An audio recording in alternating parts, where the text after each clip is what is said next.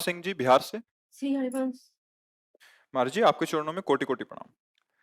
महाराज जी, क्या मासिक धर्म में रज का तिलक लगा सकते हैं? हाँ, रजरानी लगा सकते महाराज जी, शरीर में जो रज लगाते हैं वो नीचे गिर जाती है, हैं। पैरों हाँ, में भी लग जाती है महाराज जी, अरे, उसका फिर? कोई उसमें डॉक्टर अभिषेक रंजन जी। राधे राधे श्री हरिवंश। पूज्य महाराज जी आपके चरणों में कोटि कोटि प्रणाम। महाराज जी, मैंने आपकी सारी वीडियो सत्संग यूट्यूब पर सुनता हूँ। आपके मार्गदर्शन में रहकर 2 महीने से मांसाहार भी बिल्कुल छोड़ दिया है। नाम जब रोज नियम पूर्वक करने का प्रयास कर रहा हूँ। महाराज जी, मेरी एक प्रश्न है।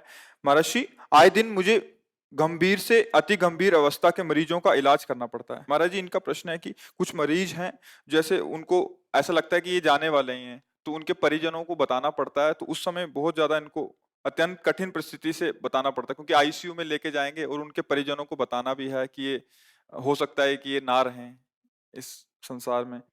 अभी क्या है कि देखो, हाँ, देखो हम आपको बताएं ना, अगर आप हमारी बात समझोगे तो पुष्ट हो जाओगे। प्रश्न बात समझने के लिए कह रहे हो। देखो, मेरे प्रभु 3 प्रकार की लीला कर रहे हैं।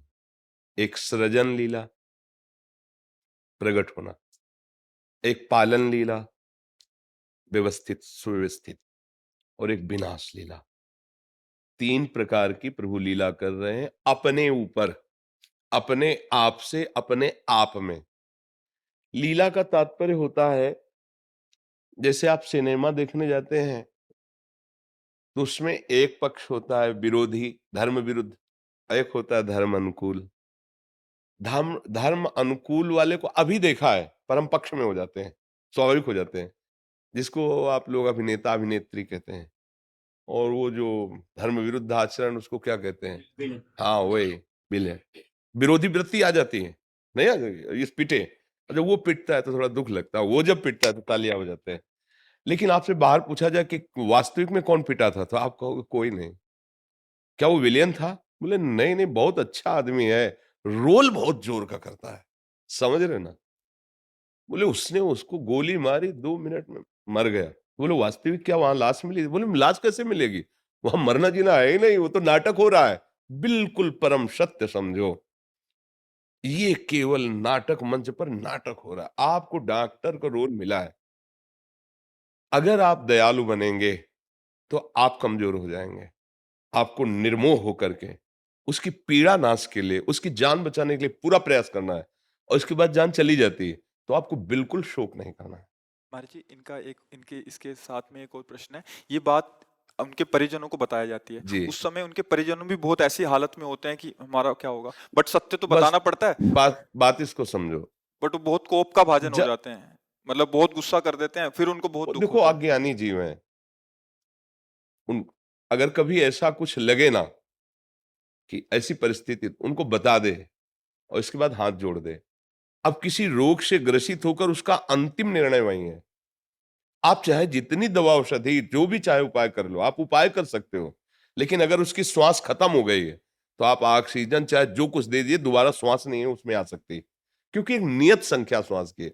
अब अज्ञानी जो समझते हैं कि चाहे जितना पैसा लग जाए लेकिन आपको बचाना होगा, नहीं तो हम आपके साथ एक्शन विरोधी करेंगे, वो अज्ञानी जीव है, उनको नहीं समझाया जा सकता।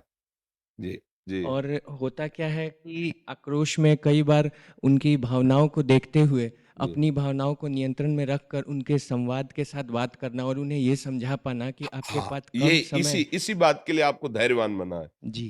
रोग निवृत्ति के लिए हमारी दाढ़ में सड़न पैदा हो गई, तो जो डॉक्टर थे वो शिष्य थे, तो उन्होंने इन लोगों से कहा कि मेरी हिम्मत नहीं है कि मैं महाराज जी की दाढ़ निकाल सकूं। उनको भी क्यों, डॉक्टर हो तो, बहुत बड़े डॉक्टर, कई डॉक्टर उनके साथ रहते डॉक्टर, तो उनका आप बात करो महाराज, तो जब नजदीक आए तो बोले आप हमारे गुरुदेव। हम कहा नहीं, मरीज, सिर्फ मरीज। अगर उस समय आप गुरुदेव भावना करेंगे तो इंजेक्शन सुनने का कैसे लगा पाएंगे, आप कैसे दाढ़ उखाड़ पाएंगे? और अगर वो नहीं उखड़ी तो कष्ट देती रहेगी, हम दूसरे डॉक्टर के पास जाएंगे, वो दूसरा डॉक्टर किस कोटि का है आपको तो हम जानते हैं। तो आपको उस समय मरीज रूप देखना, गुरुदेव रूप देखोगे तो सेवा नहीं कर पाओगे, निकालो उसको। तो ये कमी हमारी तरफ से नहीं रहनी पावे। मान लो वो कम धन दे रहा है, लेकिन हमारे पास प्रयास है कि हम इसको बचा सकते हैं, फिर धन पर बुद्धि नहीं जानी। अब हम प्रयास कर चुके और पता है कि अब नहीं बचेगा, अब हमको उनसे डरना भी नहीं है। अपनी बात स्पष्ट बता देनी है कि हमारा प्रयास, आगे परिणाम जो आने वाला है वो लगता है कि नहीं बचेंगे। उसमें ना तो भयभीत होना है और ना उसमें कोई डिस्टर्ब होना है। ये किसी के बस की बात नहीं है। जिस समय जिसको शरीर जिस बहाने से छोड़ना है उसको छोड़ना ही है, चाहे अमृत पिला दो तो भी नहीं बचेगा, क्योंकि मृत्यु लोक में एक नियत संख्या की श्वास है और नियत समय से भेजा गया है। उसमें अब जैसे प्रारब्धवशात कोई रोग आया है और चीर फाड़ हुई तो उसका प्रारब्ध उससे पूरा हो गया और ठीक हो गया। अगर जाना है तो फिर कोई भी नहीं रोक सकता। अब ये तो अपनी समझ में आती है ना बात, कि हमारी समझ में कि तुम बहुत जादूगर हो, छलिया हो बड़े, सब कोई तुम्हें समझ नहीं पा रहा, लेकिन तुम्हारी ही कृपा से बात समझ में आ गई कि तुम जो चाहो कर सकते हो। जो चेतन का जड़ करे, जड़े करे चैतन्य असमर्थ। फिर अब हम दूसरे की तरफ नहीं देखने वाले, हमका उसका विधान ये अब संसारी लोग नहीं जानते। जानते हैं कि डॉक्टर की कमी से मरीज मर, कुछ ऐसा भी होता है, हम इसका निषेध नहीं करते। कुछ लोग अर्थ प्रधान बुद्धि रखने वाले, उसके पास अर्थ अव्यवस्था है तो चूक कर देते हैं। ऐसा नहीं करना चाहिए। डॉक्टर एक भगवान का दूसरा रूप भी माना जाता है। वो सर्वसमर्थ तो नहीं है, सर्वसमर्थ उसके आगे नहीं लगेगा, लेकिन प्रयास के द्वारा वो सफलता प्राप्त करने का पूरा प्रयत्न कर सकता है। अगर अर्थ की अव्यवस्था के कारण आप आए हुए मरीज को, तो फिर वो अपराध माना जाता है। और यदि आप पूरी व्यवस्था कर रहे हैं इसके बाद असफलता है, फिर वो विरोध करना ठीक नहीं है दूसरों का, वो बिल्कुल ठीक नहीं है। अब डॉक्टर कोई हमें तो प्राय अब जैसा अपनी सोच होती है वैसे ही होती है ना। हमें लगता है कोई डॉक्टर किसी मरीज के साथ ऐसा कैसे कर सकता है।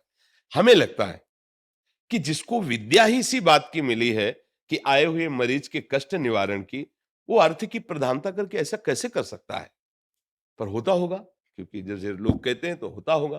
पर ऐसे भी डॉक्टर हैं जो अपने पुत्र की तरह मरीज को देखते हैं। हम वो खुद देखा है ना, कि मतलब सबसे पहली बात, जैसे हम गए, हमारी जांच की उन्होंने, देखा बहुत सीरियस, कुछ बात नहीं महाराज जी, बिल्कुल आप बिल्कुल आप ठीक हो जाएंगे, बिल्कुल आप ठीक हो जाएंगे। मुश्किल, अरे कोई बात अली, पहला तो आधा दर्द तो खत्म हो गया इसमें, कि डॉक्टर बढ़िया है और बोल रहे हैं बिल्कुल ठीक हो जाओगे। हम आपको जो दवाइयां बताएंगे ना, आप धीरे धीरे पाओ, बिल्कुल ठीक हो जाओगे। 2-4 महीने बाद कुछ नहीं, ठीक नहीं हुए, नहीं हम दवा बदलते हैं तो आप ठीक हो।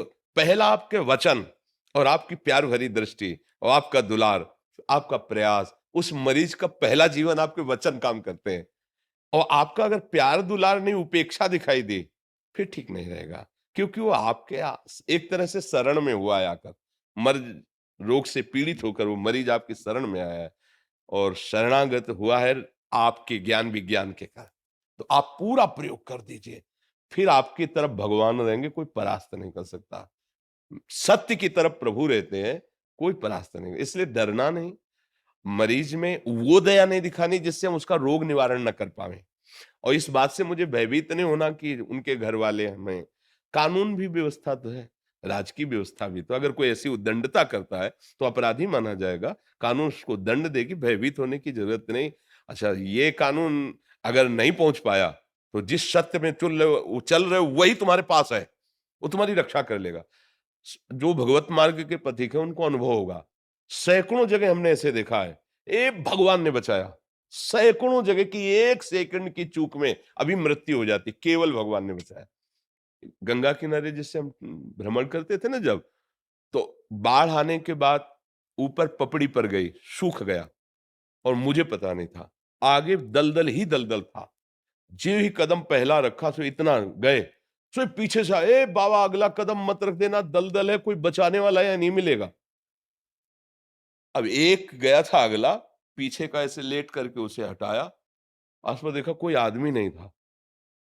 हमको ये कौन सा आवाज दिया। अगर हमें भगवान ही तो संकेत दे, बाबा अगला कदम मत रखना, इतना दलदल है आगे, कोई बचा नहीं पाएगा। गिरिराज जी यहाँ परिक्रमा करने गए थे, रात्रि में लौट रहे थे, कई वर्ष पहले की बात है।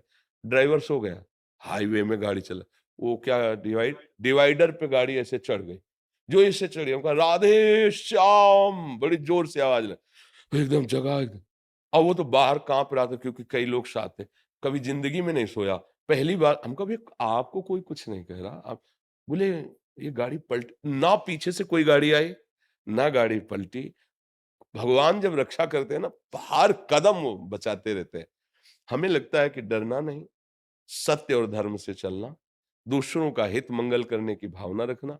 अगर कभी कोई गाली देता है तो तुम्हारे पूर्व जो जमा पाप है उनको नष्ट कर रहा है वो, उससे दुखी मत होना। जो सत्य मार्ग है उस पर चलने पे हो सकता है चार लोग कड़ुआ बोल सकते हैं, पर आप डरना नहीं। आप नियम पूर्वक, धैर्य पूर्वक मरीज की जैसी सेवा करनी खूब करो। हानि कोई नहीं पहुंचा सकता, ये पक्की बात है। धर्म से चलने वाले को कोई हानि पहुंचाने का प्रयास करेगा, पर हानि नहीं पहुंचेगी, क्योंकि धर्मो रक्षति रक्षिता, धर्म स्वयं रक्षा कर लेता है। हमें बहुत अच्छा लगता है जैसे आप जन सब, हम इसीलिए हृदय से सम्मान करते हैं कि जैसे हमारे राजकीय विभाग के हैं, हमारे डॉक्टरी विभाग के हैं, अध्यापक विभाग के हैं, अलग-अलग ये जो पदों पे विराजमान, ये सब अपने-अपने धर्म से चलने लगे तो हमारा देश सुखी हो जाए। जिस जो पदों पर विराजमान है, वो ये समझें कि भगवान की सेवा है। पद मिला है भगवान की सेवा के लिए। जैसे आपको डॉक्टर बनाया भगवान ने ही तो बनाया ना, खूब सेवा करो। जो अर्थ मिल जाए, भले नमक रोटी खाओ, पर अगर 100 मरीज तुम्हारे द्वारा ठीक हो गए तो भगवान की पूजा बन गई। अब जैसे अध्यापक है, बिल्कुल प्रयासरत होकर विद्यार्थी ऐसे हैं तो हम कैसे पढ़ नहीं, देखो मरीज है, अब उस समय बेशुद्ध हो, कुछ भी करे, आपके थप्पड़ भी मार सकता है, गाली भी दे सकता है, कुछ, वो आप हाथ बांधो, आप व्यवस्था करो, वो तो मरीज है। ऐसे ही विद्यार्थी है, वो तो बच्चा है, बिगड़ैल है, संभालना है आपको। जैसे माँ अपने बच्चों को संभालती है, अगर टीचर गंभीर बन करके विद्यार्थी के द्वारा किए हुए उपद्रव को विषय करके उसको उत्तम बनाने की चेष्टा करें, तो गुरु पदवी सार्थक हो जाएगी। जो नेता हैं, हमारे समाज को अपने बच्चे की जैसे पोषण करें। जैसे एक परिवार हमारा है, ऐसे हमारा देश है। अलग-अलग घर के जैसे बड़े बुजुर्ग होते हैं, ऐसे बड़े-बड़े पद हैं। तो हमारे देश की सेवा, जैसे लोग कहते हैं कि अमुक-अमुक हो, तुम्हारी दृष्टि है, हमारी दृष्टि में हमारे घर के लोग आए हैं। बोले बहुत भ्रष्ट है, किसी को जैसे बोला कि बहुत नीच है, बहुत भ्रष्ट है। भैया अस्पताल में मरीज ही जाते हैं, मरीज ही जाते हैं। ये भागवतिक अस्पताल है, जहां बुद्धि धोखा खा रही है, तो हमारे पास अगर आए हो तो शास्त्रीय और भागवतिक विधान के द्वारा तुम्हारी बुद्धि में इंजेक्शन लगाएंगे, कभी टाइट होकर के और कभी प्यार से। तो आपकी अगर बुद्धि सुधर गई तो लाखों की सेवा बन जाएगी। ऐसे तो इसलिए बहुत हमें अच्छा लगता है जैसे आप लोग विचारवान हो रहे हैं, आप लोग इस बातों को समझ रहे हैं कि कहीं त्रुटि तो नहीं हो रही, कहीं अधर्म तो नहीं हो रहा, कहीं हमारे द्वारा कोई अपराध तो नहीं बन रहा। हमारा समाज ऐसे एक एक सुधरना प्रारंभ करे तो हम सब सुखी हो जाए। पर वृत्ति ऐसी है कि हम दूसरों पर तो दोष देखते हैं और अपने दोषों को नहीं देख पाते, इसीलिए हमारा सुधार नहीं हो पाता।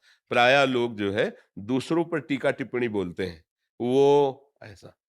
तो आप कौन हो?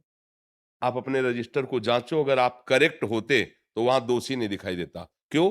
क्योंकि थर्मामीटर है। मत्तः परतरम नान्यत् किंचिदस्ति धनंजय, मेरे सिवा और कोई है नहीं। अगर आप ठीक हो जाओगे तो दिखाई देगा जड़ चेतन जग जीव जत सकल राम में जान, क्योंकि वही है। इसका मतलब आप ठीक नहीं हो तो फिर दूसरे को क्या बोले, हमारे घर गंदा है, हम पहले अपना पोछा लगा लें। तेरे भावे जो करे भलो बुरो संसार, नारायण तू बैठ के अपनो भवन बुहार। यदि हमारा हृदय पवित्र हो जाएगा तो हमें सब जगह पवित्रता दिखाई देगी। हाँ, सबको धन्यवाद इस बात का कि आप शराब और मांस, व्यभिचार, गंदे आचरण इनका त्याग करें, परमार्थ में चलें, तो आशीर्वाद मांगने की जरूरत नहीं, हृदय से कह रहे हैं।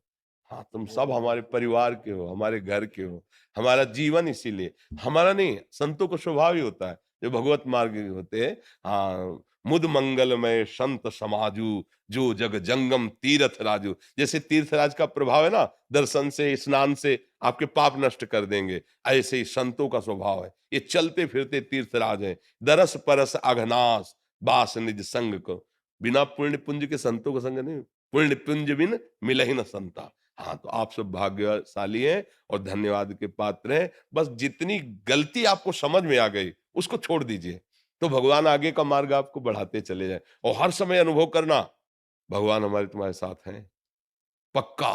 तुम दूसरों का साथ देखने लगते हो इसलिए छुपे रहते हैं, अगर केवल उन्हीं का साथ देखो तो तुम्हें दिखाई देगा कि मेरा प्रभु कैसे बचा रहा है, मेरा प्रभु कैसे संभाल रहा है।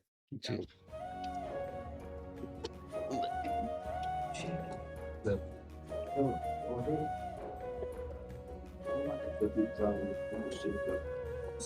बड़ी कृपा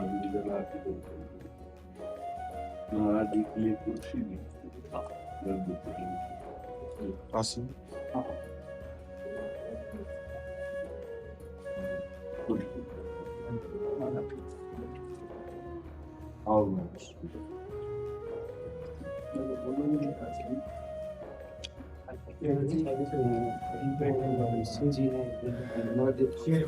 प्रेरणा की अंदर से कि महाराज से आदेश से सीधी के आदेश में सीधी श्री जी ने भेज दिया आपके माला और चैतन्य महाप्रभु माला आपको जय जय श्री राम धन्यवाद।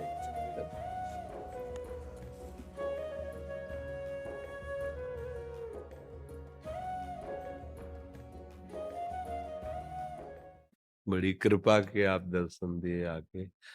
नवदीप धाम महाप्रभु की चैतन्य देव की परम पावन लीला भूमि है, अद्भुत प्रेम भूमि है।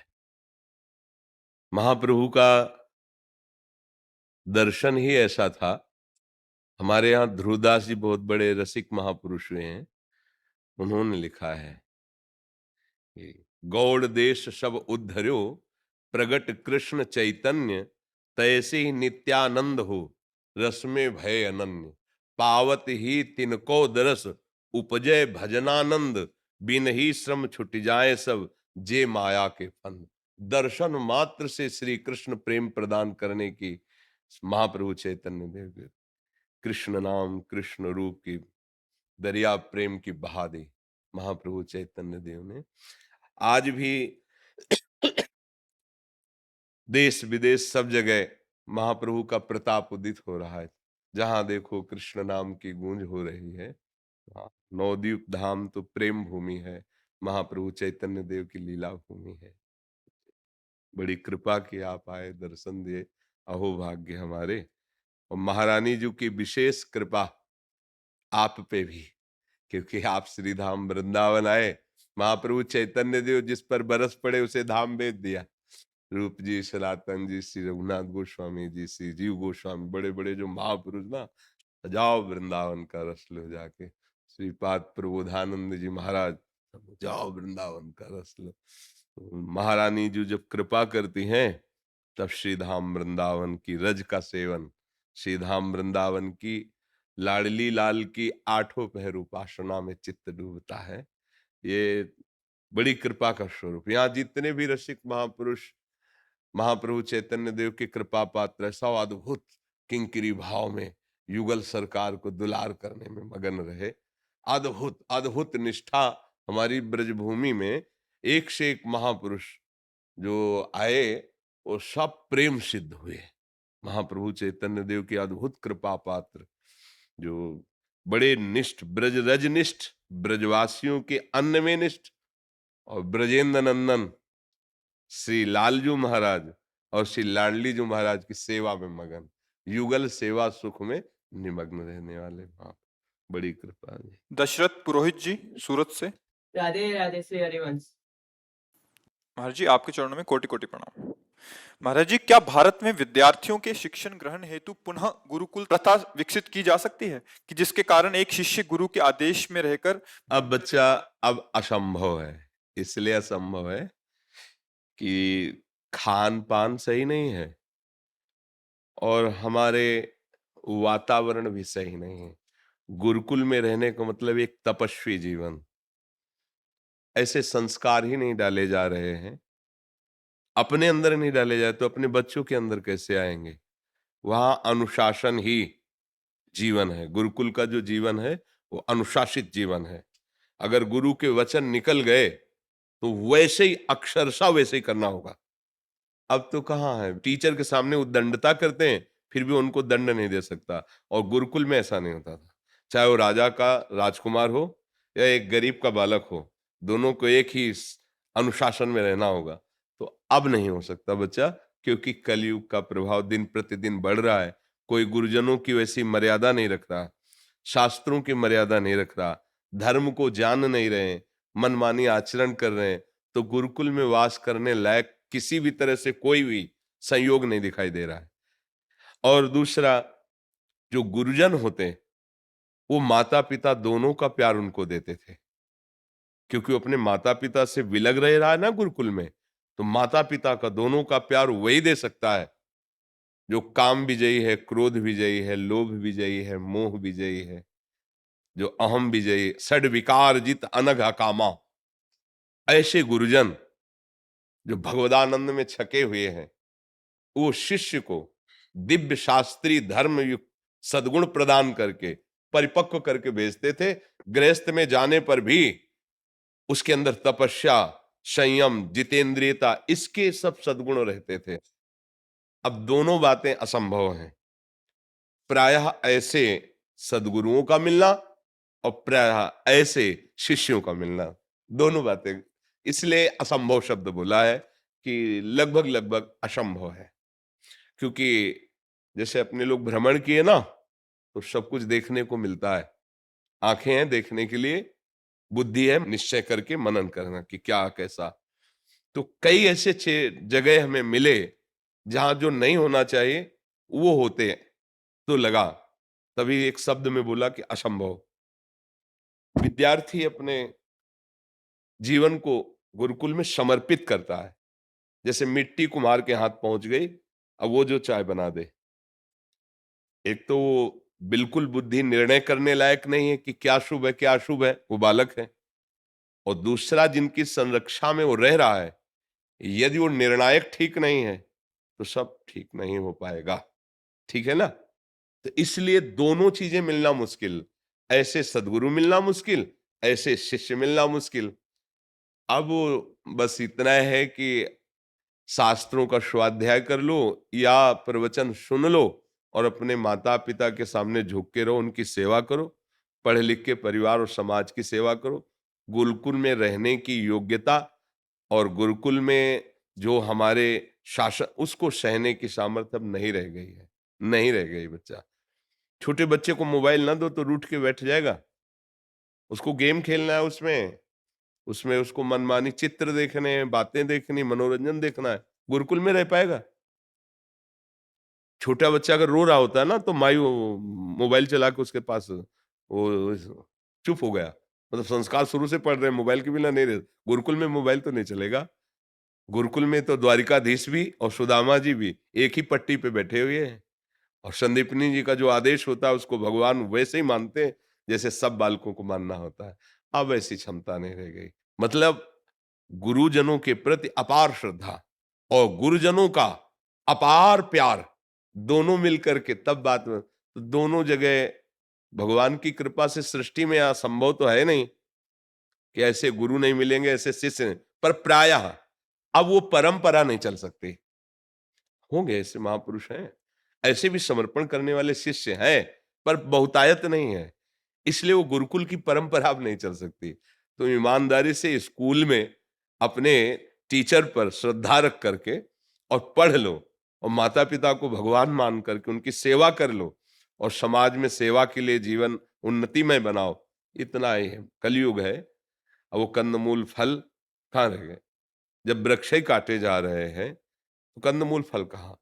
उर्वरक इतना फेंका जा रहा है अन्न में, अन्न की अधिक उपज के कारण, कि शरीरों को रोग ग्रसित कर रहा है अन्न।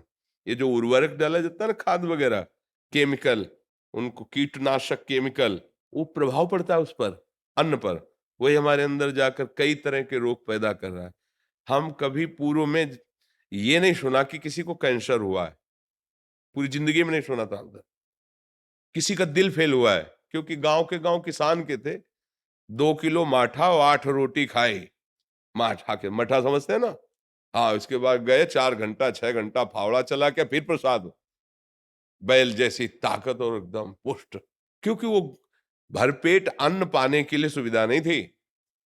गाय के गोबर से खाद जो बनी वो खेतों में डाली जाती थी। नियम था कि कोई भी उर्वरक नहीं लगाया जाएगा। तो जहां एक खेत में 5-6 मन होता था, वहां 60 मन होता है, पर वो स्वास्थ्य लाभदायक नहीं है। अब हर जगह फल फूल देखो ना, किसी भी ऋतु का फल देखो सुरक्षित रखा है, तो कैसे रखा है? कोई न कोई उसमें केमिकल लगा हुआ है, वो हमारे शरीर के लिए हानिकारक भी है। तो हमारा स्वास्थ्य, हमारा वातावरण, हमारी बुद्धि, हमारा पालन पोषण अब ऐसे हो रहा है कि नहीं, गुरुकुल में नहीं रह सकते। छोटे छोटे बच्चे जो है ब्रेड, चाउमीन और मैगी ये गुरुकुल में मिलेगी? चाय है, टीवी ये मिलेगी? नहीं मिलेगी। मोबाइल नहीं। 2 दिन में गुरुकुल से भाग पड़ेंगे। गुरुकुल का जो नियम एक ऋषियों की तरह, अब बड़ा मुश्किल, अब नहीं है। 13-13, 14-14 वर्ष के बच्चे ब्रह्मचर्य रहित है, ब्रह्मचर्य गुरुकुल में रहेंगे। भाई 5-10 वर्ष की अवस्था में ही गुरुकुल में जाना होता है। माता पिता का प्यार छोड़ करके गुरुकुल में रहना, एक अपरिचित महात्मा को जीवन समर्पित कर देना, बड़ा मतलब बड़ा असंभव है। अपने घर में रहो, स्कूल जाओ, ईमानदारी से पढ़ाई करो, पढ़ के उन्नतिशील बनो, समाज सेवा करो, परिवार की सेवा करो। अब गुरुकुल का समय बच्चा नहीं रह गया है। ऋषिराज जी बेंगलुरु से। राधे राधे श्री। श्री हरिवंश महाराज जी, आपके चरणों में कोटि कोटि प्रणाम। महाराज जी, मेरा शरीर भारतीय सेना में कार्यरत है। मेरी पोस्टिंग लद्दाख थी, वहां पर दैनिक स्नान लेना संभव नहीं हो पाता। महाराज जी, काफी दिनों तक बिना स्नान लिए ही रहना पड़ता। ऐसे में क्या मैं माला कर सकता हूँ महाराज जी? देखो, जब आप सैनिक हैं तो अंदर से नाम जप करो, माला की प्रधानता मत रखो। अपवित्रः पवित्रो वा सर्वावस्थांगतोऽपि वः यः स्मरेत पुंडरीकाक्षम सवायाभ्यंतर शुचि। जो कमल नयन भगवान श्री हरि का स्मरण करता रहता है, वो भीतर और बाहर दोनों से पवित्र हो जाता है। हाँ, मंत्र आदि के लिए जो अनुष्ठान पद्धतियां हैं, अब आपको किसी समय कहीं भी आदेश हो सकता है। आप सरकारी सैनिक हैं, आप माला की प्रधानता मत रखिए। आप नाम की जब कभी आपको समय मिले, जय दिन में समय मिले, कि अब छुट्टी हो गई है 8-10 घंटे की, तो स्नान करने का अवसर मिले, फिर आप माला कर लीजिए। नहीं, हर समय नाम जप कीजिए। नाम के लिए कोई अपवित्र पवित्र का विधान नहीं। जैसे मिले, जो मिले, भगवान का नाम लेकर के पा लीजिए। आप राज सैनिक हैं, आपको कहाँ कैसी अव्यवस्था में जाना पड़े इसके लिए कोई आप स्वतंत्र नहीं है। और बहुत बड़ी सेवा है, राज सैनिकों के द्वारा सुरक्षित हमारा जो देश है, इसी में तो हम भजन कर रहे हैं। अगर अभी हमारे जो जीवन अर्पित किए हुए जवान हैं वो हट जाएं तो हम अंदर चैन से सो नहीं सकते। अभी आतंक का राज्य हो जाए, तो इसलिए ये सेवा है तुम्हारी, उसे भगवत भाव से देखिए। मां मनुष्मर युद्ध च, नाम जप करते स्मरण करते हुए वहां माला की प्रधानता नहीं। सशक्त कायर नहीं बनो, शूरवीर योद्धा बनो। भारत भूमि में प्राण अर्पित करने के लिए हर समय उत्साह रखो, और नाम जप करते हुए जो सेवा मिले, जहां तैनात किए जाओ, सिंहवत तैनात रहो। यही भजन है, ये हमारे राष्ट्र भक्ति है। और राष्ट्र सुरक्षित है तो हमारे राष्ट्र में एक से एक तपस्वी, एक से एक भजनानंदी, उन सब का फल उनको प्राप्त होता है, क्योंकि वो सुरक्षा में लगे हुए हैं। नाम जप करते हुए जैसी परिस्थिति, संतुष्टायेन केनवा, जैसी भी परिस्थिति उसमें संतुष्ट रहकर प्रधान देश सेवा का भाव रखो और नाम जप करते हो। जब समय मिले फिर नाव दो, पूजा विस्तार करो, कोई बात नहीं। लेकिन जिस समय तैनात हो उस समय यही पूजा है कि जिस विषय में तुम्हें सावधान किया गया उसमें असावधानी ना होने पावे। नाम जप करते कायरता ना आने पावे, डर ना आने पावे, उत्साह आपके हृदय में रहना चाहिए। समझ पा रहे आप? कोई संशय? अगर जैसे स्नान कर लिया और फिर कर सकते हैं ना उधर, मतलब ड्यूटी पे दिक्कत तो नहीं है, परेशानी नहीं है, मैं माला जाप कर सकता हूँ ना? महाराज जी, मतलब अशुद्ध अवस्था में है तो माला को हाथ लगाए या ऐसे ही नाम जप कर लें? उसी बात को तो कह रहे नहीं। नहीं लगाना ना महाराज जी? नहीं। ऐसे नाम जप कर लो बिना हाँ, माला के, या क्योंकि काउंटर माला रख लो? बच्चा उसके लिए मंत्र जाप जो मालक है, जैसे नाम जप करना है ना, अगर मन जप ऐसे संख्या से लगता है तो आजकल वो नहीं चला, काउंटर जेब में डाले अपना, ऐसे ऐसे करें, जेब में डाल लिया। ये माला जब मंत्र जाप, इसके लिए पवित्र आसन आदि। और आप राज सैनिक हैं, 10 बजे रात के आपको कहाँ खड़ा कर दिया जाए, 4 बजे आपको सुबह कहाँ खड़ा कर, आपको कोई भरोसा नहीं। जिस समय जो आदेश हुआ वैसा ही है। ऐसा तो उसमें है नहीं कि इतने से इतने तक ड्यूटी, इसके बाद छुट्टी है। कभी भी कहीं भी कहीं भी भेजा जा सकता है, कभी भी।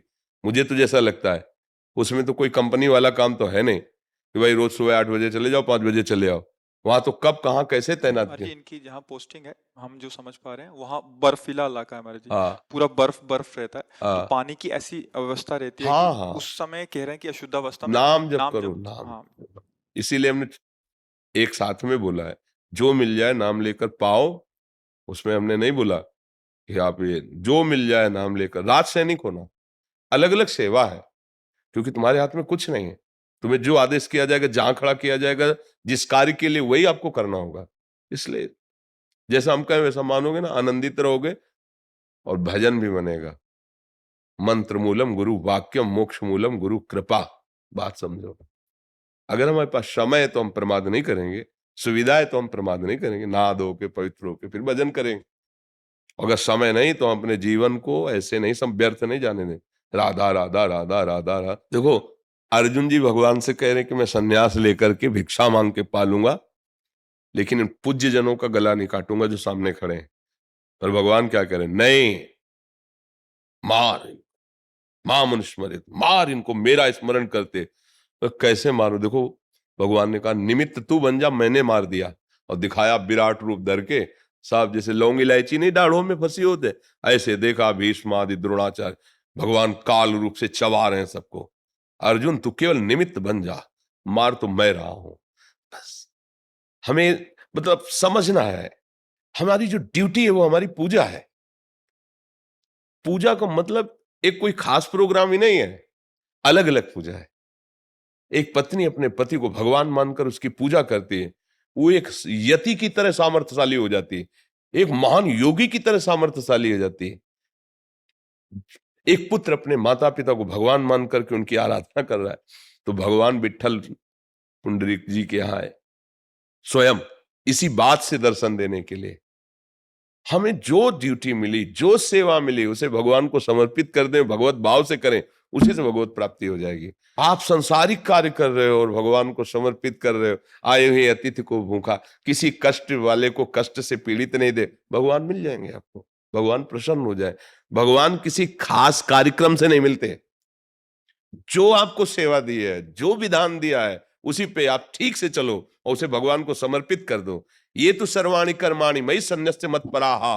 भगवान क्या कह रहे हैं, सुभानी नहीं शब्द लिखा, ये तो सर्वाणी, सर्वाणी जिसकी जो ड्यूटी है, ये तो सर्वाणी कर्माणि मयि सन्न्यस्य मत्पराः अनन्ये नैव योगेन ध्यायन्त माम उपासते तो तेषाम अहम समुद्धरता मृत्यु संसार सागरात्। हमको ऐसे मनमानी नहीं बोलते, जो तस्मात् शास्त्रम प्रमाणम थे, या तो छाती की बात बोलेंगे तब तुम्हें बता देंगे, क्योंकि यहां से जो अनुभव हो रहा है वही कहीं ना कहीं लिखा होगा, तुम पढ़ लेना, हम इतने पढ़े लिखे तो है नहीं। और जब प्रमाणित होगी तो हम बोल देंगे कि देखो ये लिखा है इस शास्त्र में। ये तो सर्वाणी, सर्वाणी यत करोषि, यत करोषि माने होता जो कर रहे हो, यज्जुहोषि, भगवान स्पष्ट वर्णन के, बस समझना है तुम जो कर रहे हो भगवान की आराधना मान के करो, तुम्हारे लिए जो कर्तव्य कर्म है और उसे भगवद अर्पित कर दो। नाम जप करते हुए तुम्हें वही गति मिलेगी जो एक साधु को मिलती है। और इस वेश को हम रख लें और भजन ना करें, जो हमारा कर्तव्य हम उसे ना करें, तो जो एक दुर्गति उसकी होगी वही दुर्गति इसकी होगी। भगवान के ऑफिस में इनसे कोई परिवर्तन नहीं होता, उद्देश्य और आंतरिक बात देखते हैं प्रभु, समझ रहे हैं ना। मस्त होके बात समझ लो बस, यहां सबसे खरी बात है, खास बात है, आप समझ गए तो बस होगा। समझ, साधना किस बात के लिए हो रही, समझ ठीक करने के लिए, हमारी बुद्धि ठीक हो जाए बस। सत्य वस्तु कहीं उपजती नहीं है कि साधना से उपजी हो, वो है बस उसी का बोध हो जाता है जो है। साधना से यहां कुछ पैदा थोड़ी होता है, जो है वही अनुभव हो जाता है। असाधन से वो ढक गया, साधन से वो प्रकाशित हो जाएगा जो है। कोई पैदा नहीं हुआ कि तुमने साधना की तो पैदा हो गया, वो है, ऐसा है। ठीक है।